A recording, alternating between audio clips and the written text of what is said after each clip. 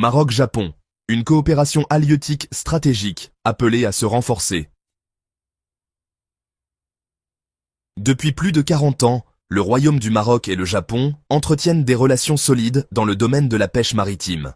Cette coopération bilatérale, entamée dans les années 1980, s'est structurée autour d'un partenariat technique et financier stable, permettant au Maroc de renforcer ses capacités en matière de recherche océanographique, de gestion des ressources halieutiques et de développement de la pêche artisanale.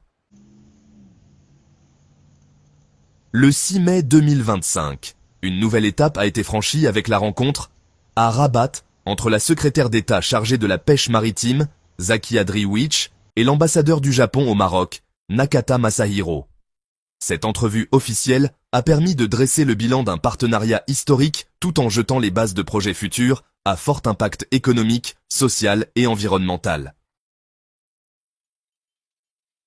Parmi les réalisations phares de cette coopération figure le navire de recherche océanographique Al-Hassan Al-Marakchi, construit en 2018 grâce à un financement japonais. Ce navire, doté d'équipements scientifiques de pointe, est au cœur du dispositif marocain de recherche halieutique. Il permet de cartographier les fonds marins, d'évaluer les stocks de poissons, de suivre les migrations des espèces marines et d'analyser les impacts du changement climatique sur les écosystèmes marins.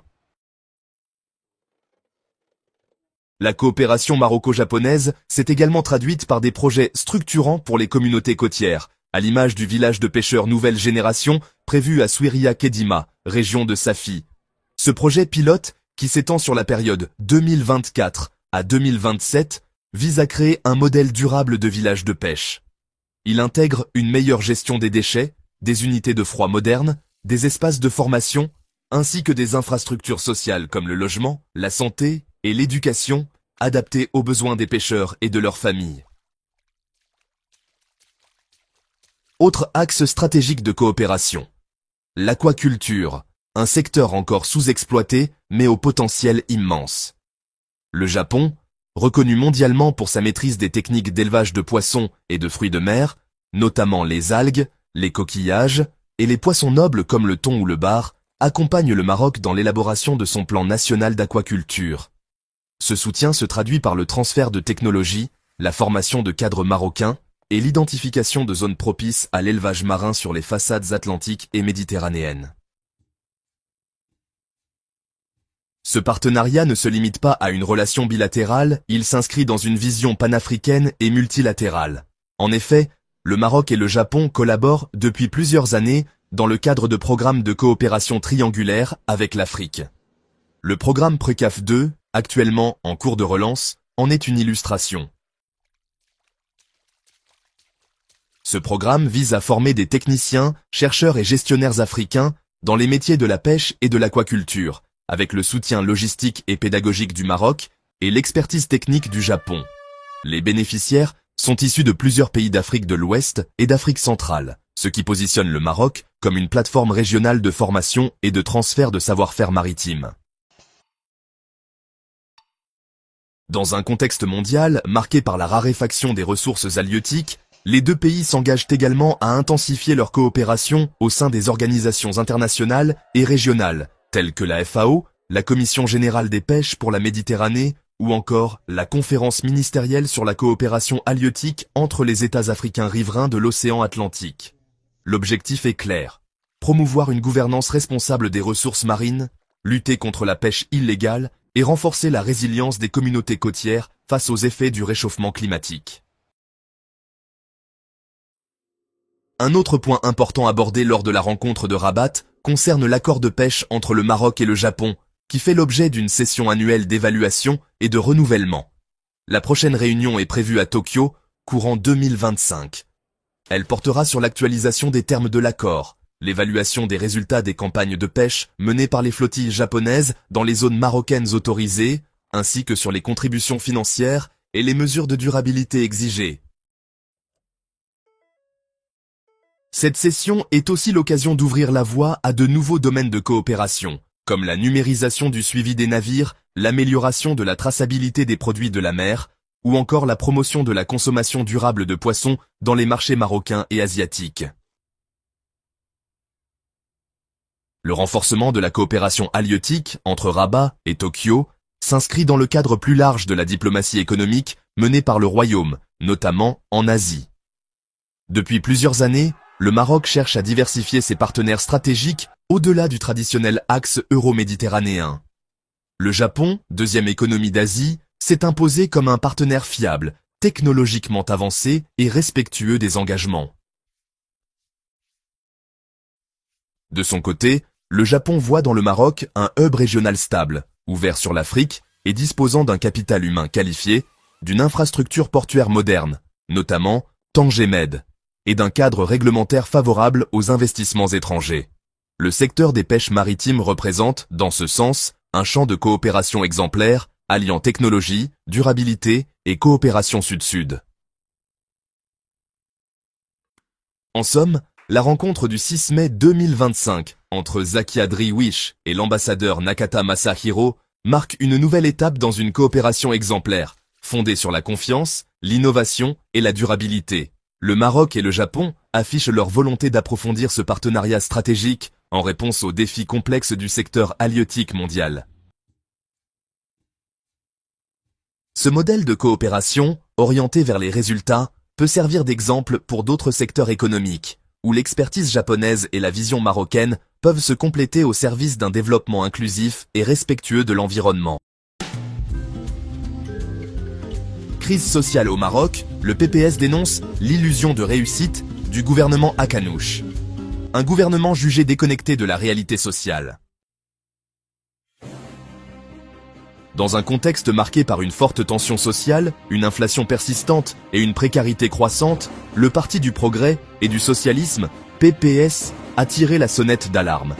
À l'issue de sa réunion périodique du 6 mai 2025, le bureau politique du parti a diffusé un communiqué au ton particulièrement critique, visant directement le gouvernement conduit par le Premier ministre Aziz Hakanouch.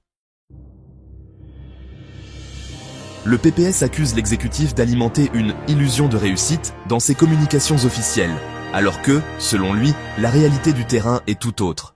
Cette stratégie de communication, jugée arrogante et autosatisfaite, est dénoncée comme une tentative de dissimuler l'échec des politiques publiques face aux défis socio-économiques que traverse le pays. Il est inacceptable que le gouvernement continue de se féliciter de soi-disant réalisations, alors que des millions de citoyens luttent pour subvenir à leurs besoins les plus élémentaires, déclare un responsable du parti. Pour le PPS, cette rhétorique gouvernementale est non seulement déconnectée de la réalité, mais aussi provocatrice, car elle occulte la souffrance croissante de larges franges de la population.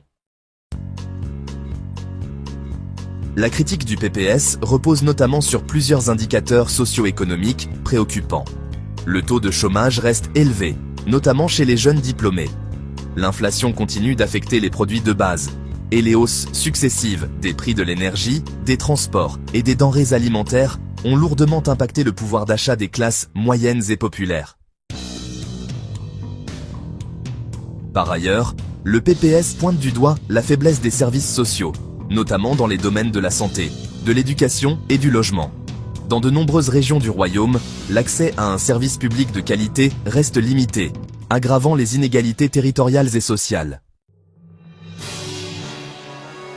À cela s'ajoute la crise du secteur informel, l'endettement croissant des ménages, ainsi que la faillite de nombreuses petites et moyennes entreprises, étouffées par la fiscalité, le manque d'accès au crédit et les effets post-Covid encore visibles. Malgré la gravité du constat, le PPS insiste sur son attachement à une opposition institutionnelle et constructive. Le parti affirme qu'il poursuivra son rôle dans le cadre démocratique et constitutionnel, en veillant à faire entendre les préoccupations des citoyens et en proposant des alternatives crédibles. Notre rôle est de dénoncer les dérives du gouvernement, mais aussi de porter des propositions concrètes pour améliorer la gouvernance, protéger le pouvoir d'achat et garantir la justice sociale, souligne le parti dans son communiqué.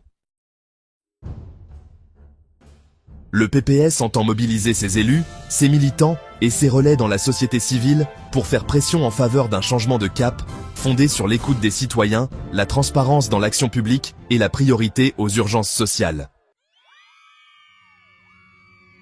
Dans le même communiqué, le PPS a également exprimé sa solidarité avec le peuple palestinien, en condamnant fermement la dernière décision du cabinet de guerre israélien visant à officialiser l'occupation permanente de la bande de Gaza. Le parti qualifie cette initiative d'acte illégal et immoral, assimilable à une volonté d'expulsion forcée de la population gazaoui. Le PPS va plus loin en dénonçant ce qu'il considère comme un crime de génocide et appelle la communauté internationale à ne pas rester silencieuse. Pour le parti, ce silence équivaut à une complicité. Il réclame des sanctions à l'égard d'Israël et un soutien accru aux instances internationales pour la poursuite des crimes de guerre devant la Cour pénale internationale. Le parti a également condamné les frappes israélo-américaines contre le Yémen, ainsi que les attaques répétées contre la Syrie, la Cisjordanie et Jérusalem, qu'il qualifie de violations graves du droit international. Le PPS affirme que la paix dans la région ne peut être envisagée sans la reconnaissance pleine et entière des droits du peuple palestinien, y compris son droit à l'autodétermination, à un État indépendant et à la sécurité. À travers ce communiqué, le PPS adresse un message clair d'alerte: la poursuite d'un discours gouvernemental, jugé déconnecté, pourrait mener à une crise de confiance plus profonde entre les citoyens et les institutions. Le parti appelle à une réorientation urgente des politiques publiques vers les priorités sociales, à savoir l'emploi, l'accès à la santé, l'éducation, la lutte contre la pauvreté et la réduction des inégalités. Il plaide également pour une plus grande implication des forces politiques et de la société civile dans la définition des grandes orientations stratégiques du pays, afin de renforcer la démocratie participative et de restaurer la crédibilité de l'action publique. En s'érigeant en voix critique du paysage politique marocain, le PPS se positionne comme un acteur clé dans le débat sur la justice sociale, la transparence et la solidarité internationale. Son communiqué du 6 mai 2025 s'inscrit dans une tradition d'opposition ferme mais démocratique, appelant à une prise de conscience collective face aux urgences sociales et aux dérives autoritaires.